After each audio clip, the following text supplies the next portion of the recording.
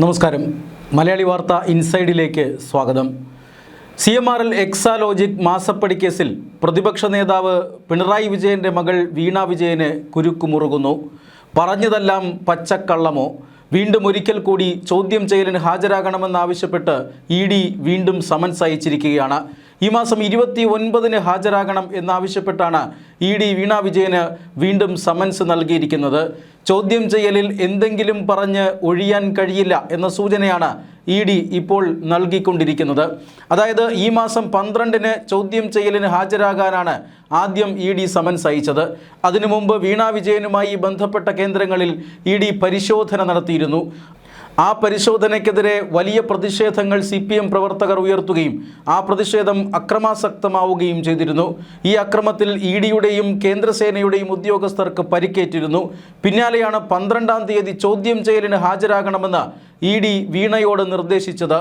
എന്നാൽ ആരോഗ്യ കാരണങ്ങൾ ചൂണ്ടിക്കാട്ടി 2 ആഴ്ചത്തേക്ക് കൂടി ചോദ്യം ചെയ്യലിന് ഹാജരാകാൻ സമയം അനുവദിക്കണമെന്ന് വീണ അഭ്യർത്ഥിച്ചു. പക്ഷേ ED ചെവിക്കൊണ്ടില്ല. EDയുടെ ഉന്നത ഉദ്യോഗസ്ഥർ ഇതിൽ ഇടപെടുകയായിരുന്നു. ഒരു കാരണവശാലും കൂടുതൽ സമയം നൽകരുതെന്നും ചോദ്യം ചെയ്യൽ അടക്കമുള്ള നടപടിക്രമങ്ങൾ എത്രയും വേഗം പൂർത്തിയാക്കണമെന്നും ED ഉദ്യോഗസ്ഥർക്ക് നിർദ്ദേശം ലഭിച്ചു. കാരണം 2 വർഷമായി ഈ കേസ് രജിസ്റ്റർ ചെയ്ത് വച്ചിരിക്കുകയാണ്.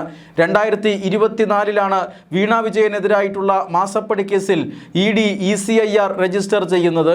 അതിനുശേഷം ദിവസങ്ങൾക്കുള്ളിൽ തന്നെ നടക്കേണ്ട പരിശോധന 2 വർഷങ്ങൾക്ക് ശേഷം 2026-ലാണ് നടന്നത്. കോടതിയിൽ ഹർജികൾ നൽകി ഈ അന്വേഷണത്തെ തടസ്സപ്പെടുത്താനുള്ള വളരെ പ്രധാനപ്പെട്ട ചില നീക്കങ്ങൾ പ്രതിഭാഗത്തിൻ്റെ പക്ഷത്തു നിന്നും ഉണ്ടായിരുന്നു. അതായത് SFIO അടക്കം ഈ കേസിൽ കേന്ദ്ര ഏജൻസികൾ അന്വേഷണം നടത്തുന്നുണ്ട്. ആ അന്വേഷണം ഏതാണ്ട് പൂർത്തിയായ ഘട്ടത്തിലാണ്. അതുകൊണ്ട് തന്നെ ഈ അന്വേഷണം EDക്ക് ടേക്കപ്പ് ചെയ്യാൻ സാധിക്കുമോ എന്നൊരു നിയമപ്രശ്നമാണ് പ്രതിഭാഗം ഉന്നയിച്ചത്. ഹൈക്കോടതിയുടെ അടക്കം ഇടപെടലിന് ശേഷമാണ് EDക്ക് കേസുമായി മുന്നോട്ട് പോകാം എന്നൊരു വിധിയുണ്ടായത്. അതിനുശേഷമാണ് എൻഫോഴ്സ്മെന്റ് ഡയറക്ടറേറ്റ് മുൻ മുഖ്യമന്ത്രി കൂടിയായ പിണറായി വിജയൻ്റെ കണ്ണൂരിലെയും തിരുവനന്തപുരത്തെയും വസതികളിലടക്കം പരിശോധനകൾ നടത്തിയത്. 12 ഇടങ്ങളിലാണ് ഒരേ സമയം പരിശോധന നടത്തിയത്. അതിനുശേഷം വീണ വിജയനെ ചോദ്യം ചെയ്യലിന് വിളിപ്പിക്കുന്നു. ചോദ്യം ചെയ്യലിന് ഹാജരാകാതിരുന്ന വീണ വിജയന് ചോദിച്ച 2 ആഴ്ചത്തെ സമയം കൊടുത്തില്ല. 5 ദിവസത്തിനകം, അതായത് 17-ാം തീയതി ഹാജരാകണം എന്ന് ED വീണ്ടും സമൻസ് അയച്ചു നിലപാട് കടുപ്പിച്ചു. അതോടുകൂടി വീണ വിജയന് ചോദ്യം ചെയ്യലിന് ഹാജരാകാതിരിക്കാൻ കഴിയില്ല എന്നൊരു നിലയിലേക്ക് വന്നു. ഗത്യന്തരമില്ലാതെ 17-ാം തീയതി ബുധനാഴ്ച ഏതാണ്ട് 10:30 മണിയോടുകൂടി വീണ വിജയൻ സ്വന്തം ഭർത്താവും മുൻ മന്ത്രിയും MLAയുമായ മുഹമ്മദ് റിയാസിനൊപ്പം EDയുടെ ഓഫീസിലെത്തി. മുഹമ്മദ് റിയാസിനെ പുറത്തു നിർത്തി വീണ വിജയൻ അകത്ത് കയറി പോകുന്നതും ഏതാണ്ട് 11 മണിയോടുകൂടി ചോദ്യം ചെയ്യൽ ആരംഭിക്കുന്നതുമെല്ലാം നമ്മൾ കണ്ടതാണ്. ചോദ്യം ചെയ്യൽ ഏതാണ്ട് 8-8.5 മണിക്കൂർ നീണ്ടു. 7-7:30 വരെ വീണ വിജയൻ EDയുടെ കസ്റ്റഡിയിൽ അല്ലെങ്കിൽ EDയുടെ ഓഫീസിൽ ചോദ്യം ചെയ്യലിന് ഉണ്ടായിരുന്നു. ഏതാണ്ട് 172ഓളം ചോദ്യങ്ങളാണ് വീണ വിജയനെ തേടി EDയുടെ ഉദ്യോഗസ്ഥരുടെ പക്കൽ ഉണ്ടായിരുന്നത്. വിശദമായ ചോദ്യാവലി തയ്യാറാക്കി വീണ വിജയനെ ED ഉദ്യോഗസ്ഥർ കാത്തിരിക്കുകയായിരുന്നു. എന്നാൽ ഈ ചോദ്യം ചെയ്യലിൽ ED തേടിയ വിവരങ്ങളൊന്നും തന്നെ ഫലപ്രദമായി ലഭിച്ചില്ല എന്നാണ് ലഭിക്കുന്ന സൂചന. അതായത് വീണ വിജയൻ താൻ നേരിട്ട ചോദ്യങ്ങൾക്ക് അറിയില്ല എന്ന് ഭൂരിഭാഗവും മറുപടി പറഞ്ഞ് ഒഴിയുകയാണ് ചെയ്തത്. എക്സാലോജിക്കും അതുപോലെ തന്നെ CMRLുമായി നടത്തിയ പല ഇടപാടുകളെക്കുറിച്ചും വീണയ്ക്ക് ചുക്കും ചുണ്ണാമ്പും അറിയില്ലായിരുന്നു. മാത്രമല്ല ഈ കേസിൽ മറ്റൊരാളാണ് വീണ വിജയന് വേണ്ടി ഈ ഇടപാടുകൾ പൂർത്തിയാക്കിയത് എന്നൊരു സംശയം ഇതോടുകൂടി EDയുടെ മനസ്സിൽ ഉയരുകയാണ്. അതായത് വീണ വിജയൻ്റെ പേരിൽ ഒരു കമ്പനി തുറക്കുക, ആ കമ്പനിയുടെ പേരിലുള്ള ഇടപാടുകൾ മറ്റാരെങ്കിലും ഓപ്പറേറ്റ് ചെയ്യുക, പിണറായി കുടുംബത്തിലെ മറ്റേതെങ്കിലും കുടുംബാംഗങ്ങൾക്ക് ഇതിൽ പങ്കുണ്ടോ എന്നാണ് ED ഇപ്പോൾ സംശയിക്കുന്നത്. ഇതുമായി ബന്ധപ്പെട്ട ചില സൂചനകൾ EDക്ക് ലഭിച്ചിട്ടുണ്ട്. മുൻ മുഖ്യമന്ത്രിയായിരുന്ന പിണറായി വിജയനാണോ, അല്ലെങ്കിൽ വീണയുടെ ഭർത്താവ് മുഹമ്മദ് റിയാസ് ആണോ, അതുമല്ല എങ്കിൽ പിണറായി വിജയൻ്റെ മകൻ, വിദേശത്ത് താമസിക്കുന്ന മകനാണോ, അല്ലെങ്കിൽ മറ്റാരെങ്കിലുമാണോ? ഇതൊക്കെയാണ് ഇപ്പോൾ യഥാർത്ഥ ഈ ഇടപാടുകൾ നടത്തിയിരിക്കുന്നത് എന്നാണ് ഇപ്പോൾ ED പരിശോധിക്കുന്നത്. കാരണം ഈ ഇടപാടുകളെക്കുറിച്ചുള്ള ഒരു വിവരവും വീണയുടെ പക്കലില്ല. കമ്പനി പൂട്ടി താക്കോൽ ഉപേക്ഷിച്ച മട്ടാണ്. കമ്പനി പൂട്ടിയെങ്കിലും രേഖകൾ സൂക്ഷിക്കേണ്ടതല്ലേ എന്ന ചോദ്യത്തിന് ഒരു രേഖയും ഇതുമായി ബന്ധപ്പെട്ട് സൂക്ഷിച്ചിട്ടില്ല എന്നാണ് വീണയുടെ മറുപടി. ഇത് EDയുടെ അന്വേഷണം അടക്കം വന്നതിന് ശേഷം ഈ രേഖകളും തെളിവുകളും ഒന്നടങ്കം വളരെ വിദഗ്ധമായ രീതിയിൽ നശിപ്പിച്ചതാണോ എന്നൊരു സംശയവും ഉയരുന്നുണ്ട്. ഇതിനിടയിൽ SFIO വിശദമായ അന്വേഷണം നടത്തി അവരുടെ പക്കൽ ചില തെളിവുകളും രേഖകളുമുണ്ട്. ആ തെളിവുകളും രേഖകളും EDയുടെ ഉദ്യോഗസ്ഥർക്ക് കൈമാറാമെന്ന സൂചന അല്ലെങ്കിൽ കൈമാറാമെന്ന ഒരു തീരുമാനം നേരത്തെ തന്നെ ഉണ്ടായിരുന്നു. എന്നാൽ ആ കൈമാറ്റം പൂർണ്ണമായിട്ടില്ല. അതില്ലാതെയാണ് വീണ വിജയനെ ഈ ED ഉദ്യോഗസ്ഥർ ചോദ്യം ചെയ്തത്.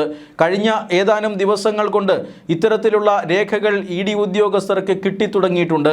ED ഉദ്യോഗസ്ഥർ ഈ രേഖകൾ സമഗ്രമായി പരിശോധിച്ചതിന് ശേഷം വീണ നൽകിയ മൊഴിയുമായി അതിനെ താരതമ്യം ചെയ്യാൻ സാധ്യതയുണ്ട്. അങ്ങനെ താരതമ്യം ചെയ്യുമ്പോൾ EDക്ക് വീണ്ടും വീണയോട് ഒട്ടനവധി ചോദ്യങ്ങൾ ചോദിക്കാനുണ്ടാകും. ആ ചോദ്യങ്ങളാകും ഇനി അടുത്ത 29-ന് നടക്കുന്ന ചോദ്യം ചെയ്യലിൽ വീണ വിജയനോട് ചോദിക്കുക. വീണ വിജയൻ ഇതിനകത്ത് വെറും ഒരു ബിനാമി മാത്രമാണെന്നും പിണറായി കുടുംബത്തിലെ മറ്റാരോ വിദഗ്ധമായി നടത്തിയ ഇടപാടുകളാണ് ഇതെന്നുമാണ് ഇപ്പോൾ EDക്ക് വിവരം ലഭിച്ചിട്ടുള്ളത്. ഇത് സംബന്ധിച്ച സൂചനകൾ ചോദ്യം ചെയ്യലിൽ നിന്ന് ലഭിച്ചാൽ ED അന്വേഷണം പിണറായി കുടുംബത്തിലെ ആ വ്യക്തിയിലേക്ക് നീളും എന്നുറപ്പാണ്. ഇതിലേറ്റവും പ്രധാനപ്പെട്ട ഒരു പിഴവ് പ്രതിഭാഗത്തിന് സംഭവിച്ചത് വീണയുടെ പേരിലുള്ള വിദേശത്തെ അക്കൗണ്ടുകളെക്കുറിച്ചുള്ള വിവരങ്ങൾ മറച്ചുവെച്ചു എന്നാണ്. പക്ഷേ ഈ അക്കൗണ്ടുകളെക്കുറിച്ചുള്ള ഏതാനും ചില സൂചനകൾ ഇന്നിപ്പോൾ EDയുടെ പക്കലുണ്ട്. അബുദാബിയിലാണ് വീണയുടെ പേരിൽ ബാങ്ക് അക്കൗണ്ടുകൾ ഉണ്ടായിരുന്നത്. ആ അക്കൗണ്ടുകളെല്ലാം ക്ലോസ് ചെയ്ത നിലയിലാണ്. മാത്രമല്ല ബാങ്കിൻ്റെ ഡാറ്റാബേസിൽ നിന്ന് പോലും ആ വിവരങ്ങൾ അപ്രത്യക്ഷമായി കഴിഞ്ഞിരിക്കുന്നു. എന്ന് പറഞ്ഞാൽ അതിവിദഗ്ധമായ തെളിവ് നശിപ്പിക്കൽ നടന്നിരുന്നു.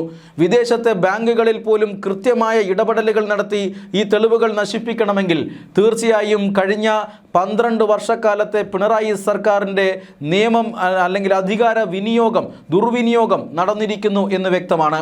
അബുദാബിയിലെ ഈ അക്കൗണ്ടുകൾ എന്തിനാണ് വീണ വിജയൻ ഓപ്പൺ ചെയ്തത്? വിദേശത്ത് വീണ വിജയൻ എന്തിനാണ് അക്കൗണ്ടുകൾ സൂക്ഷിച്ചത്? വീണ വിജയൻ്റെ അക്കൗണ്ടാണോ അതോ വീണ വിജയൻ്റെ സഹോദരൻ്റെ അക്കൗണ്ടുകളാണോ അത്? ഈ അക്കൗണ്ടുകൾ എന്തിനാണ് പൂട്ടിയത്? പൂട്ടിയ അക്കൗണ്ടിൻ്റെ വിവരങ്ങൾ അത് ബാങ്കിൻ്റെ ഡാറ്റാബേസിൽ നിന്ന് പോലും മാഞ്ഞതെങ്ങനെ? അങ്ങനെ അതീവ നിർണായകവും സങ്കീർണവുമായ ചോദ്യങ്ങളിലേക്ക് ED കടക്കുകയാണ്. EDയുടെ അന്വേഷണ ചരിത്രത്തിൽ തന്നെ ഏറ്റവും വിദഗ്ധമായി തെളിവ് നശിപ്പിക്കപ്പെട്ട കേസാണ് മാസപ്പടി കേസെന്ന് ED സംഘം ഇപ്പോൾ വിലയിരുത്തുന്നുണ്ട്. അതുകൊണ്ട് തന്നെ വിസ്മയങ്ങളിൽ നിന്ന് വിസ്മയങ്ങളിലേക്ക് പോവുകയാണ് EDയുടെ അന്വേഷണം. യഥാർത്ഥത്തിൽ വീണ വിജയൻ എന്ന വ്യക്തി ആര്? വീണ വിജയനാണോ അല്ലെങ്കിൽ മറ്റാരെങ്കിലുമാണോ ഈ അതിവിദഗ്ധമായ ഇടപാടുകൾ നടത്തിയിരിക്കുന്നത്? ഇടപാടുകൾ നടത്തിയെന്ന് മാത്രമല്ല, ഇടപാടുകളെക്കുറിച്ചുള്ള രേഖകളും വിവരങ്ങളും അതിവിദഗ്ധമായി നശിപ്പിക്കപ്പെട്ടിരിക്കുകയും ചെയ്യുന്നു. അതുകൊണ്ട് തന്നെ അബുദാബിയിലെ ഈ ബാങ്ക് അക്കൗണ്ടുകളെക്കുറിച്ചുള്ള വിവരങ്ങൾ മറച്ചുവെച്ചത് ED ഒരു കച്ചിത്തുരുമ്പാക്കി മാറ്റിയിരിക്കുകയാണ്. വീണ വിജയനെ ഇതിലിട്ട് കൊടുക്കാനാണ് ഇപ്പോൾ EDയുടെ തീരുമാനം. ഇങ്ങനെ തെളിവ് നശിപ്പിക്കുന്ന പ്രതിയെ കൂടുതൽ ചോദ്യം ചെയ്യാനും വേണമെങ്കിൽ അറസ്റ്റ് ചെയ്യാനും EDക്ക് സാധിക്കും. അതുകൊണ്ട് തന്നെ 29-ാം തീയതി വീണ വിജയൻ അറസ്റ്റിലാകുമോ എന്നത് ഒരു വലിയ ചോദ്യമാണ്. മറ്റൊരു പ്രധാനപ്പെട്ട കാര്യം, EDയുടെ ഓരോ അന്വേഷണത്തിൻ്റെ മുന്നേറ്റവും വളരെ ജാഗ്രതയോടുകൂടിയാണ് ഉദ്യോഗസ്ഥർ നടത്തുന്നത്. കാരണം ഇത് വലിയ രാഷ്ട്രീയ പ്രാധാന്യമുള്ള കേസാണ്. ഈ കേസിൽ പ്രധാന പ്രതിയായിട്ടുള്ള വീണ വിജയൻ മുൻ മുഖ്യമന്ത്രി പിണറായി വിജയൻ്റെ മകളാണ്. CPM-ഉം അതുപോലെ തന്നെ പാർട്ടി മിഷനറികളും അതോടൊപ്പം തന്നെ മുഖ്യമന്ത്രി എന്ന നിലയിൽ അന്ന് അധികാര കസേരയുടെ ദുർവിനിയോഗവുമെല്ലാം ഈ കേസിൽ നടന്നിട്ടുണ്ട്. കേസ് അന്വേഷണത്തിൽ എന്തെങ്കിലും ഒരു പിഴവ് സംഭവിച്ചാൽ തീർച്ചയായും പ്രതിഭാഗം അത് മുതലെടുക്കും. ഇത് രാഷ്ട്രീയ മുതലെടുപ്പിന് വേണ്ടി EDയെ ഉപയോഗിച്ചുകൊണ്ട് കേന്ദ്ര സർക്കാർ നടത്തുന്ന നീക്കങ്ങളാണ് എന്ന് പറഞ്ഞ് സമർത്ഥിക്കാൻ CPM-നും അതുപോലെ തന്നെ പിണറായി വിജയനും സാധിക്കും.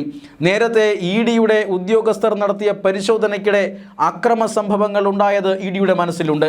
അതുകൊണ്ട് തന്നെ ഈ കാര്യത്തിൽ പഴുതൊന്നും വരുത്താത്ത സസൂക്ഷ്മം മുന്നോട്ട് പോവുകയാണ്, ജാഗ്രതയോടുകൂടി മുന്നോട്ട് പോവുകയാണ് EDയുടെ അന്വേഷണ സംഘം. മാത്രമല്ല ഈ കുടുംബത്തിലെ മറ്റൊരാൾ ആര് എന്ന ചോദ്യത്തിലേക്കായിരിക്കും ED ഇനി കടക്കുക. വീണയുടെ ബാങ്ക് ലോക്കറുകൾ കഴിഞ്ഞ ദിവസം പരിശോധിച്ചിരുന്നു. തിരുവനന്തപുരത്തെ ആയുർവേദ കോളേജ് ജംഗ്ഷനിലുള്ള HDFC ബാങ്കിലെ ബാങ്ക് ലോക്കറുകളാണ്, വീണ വിജയൻ്റെ പേരിലുള്ള ബാങ്ക് ലോക്കറുകളാണ് ED പരിശോധിച്ചത്. ഇത് തീർച്ചയായും സ്വത്ത് കണ്ടുകെട്ടലിൻ്റെ ഭാഗമായിട്ടാണ് പരിശോധന എന്നാണ് സൂചന. കാരണം 2.78 കോടി രൂപ മാത്രമല്ല, അതിലും കൂടുതൽ തുകകളുടെ ഇടപാടുകൾ ഇരു കമ്പനികളും അല്ലെങ്കിൽ ഇരു വിഭാഗങ്ങളും തമ്മിൽ നടത്തിയിട്ടുണ്ട് എന്ന് EDക്ക് സൂചന ലഭിച്ചിട്ടുണ്ട്. ഇങ്ങനെ കള്ളപ്പണം വെളുപ്പിച്ച അത്രയും തുകയുടെ സ്വത്തുവകകൾ ED ഉടൻ തന്നെ കണ്ടുകെട്ടിയേക്കാം. ആ സ്വത്തുവകകൾ തേടിയുള്ള അന്വേഷണമാണ് ഇപ്പോൾ ലോക്കറുകളിൽ എത്തിച്ചത് എന്നാണ് സൂചന. വീണയുടെ ലോക്കറുകളും മറ്റ് സ്വത്ത് വിവരങ്ങളെക്കുറിച്ചുള്ള വിശദാംശങ്ങളുമെല്ലാം ED ഇപ്പോൾ അരിച്ചുപെറുക്കുകയാണ്. രണ്ടാം ഘട്ട ചോദ്യം ചെയ്യലിൽ EDക്ക് മുന്നിൽ വീണ കൂടുതൽ വിയർക്കുമെന്ന് ഉറപ്പാണ്. ഒന്നാം ഘട്ട ചോദ്യം ചെയ്യലിൽ അപകടരഹിതമായ ചോദ്യങ്ങൾക്ക് മാത്രം ഉത്തരം പറയുകയും സങ്കീർണമായ ചോദ്യങ്ങളിൽ നിന്ന് ഒഴിഞ്ഞുമാറുകയും അത് തനിക്കറിയില്ല എന്ന് പറയുകയുമാണ് വീണ വിജയൻ ചെയ്തത്.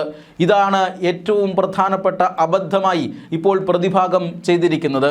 EDയുടെ പക്കൽ SFIO അന്വേഷണ റിപ്പോർട്ട് അടക്കമുള്ള വിശദമായ രേഖകളും തെളിവുകളുമുണ്ട്.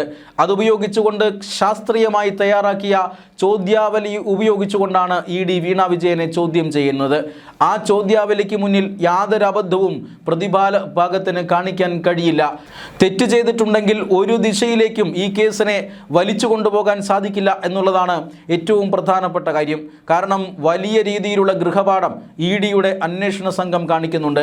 2 വർഷത്തോളമാണ് ഈ പ്രതിഭാഗം ഈ EDയുടെ അന്വേഷണത്തെ പലവിധ അടവുകൾ പുറത്തെടുത്ത് തടഞ്ഞു വെച്ചത്.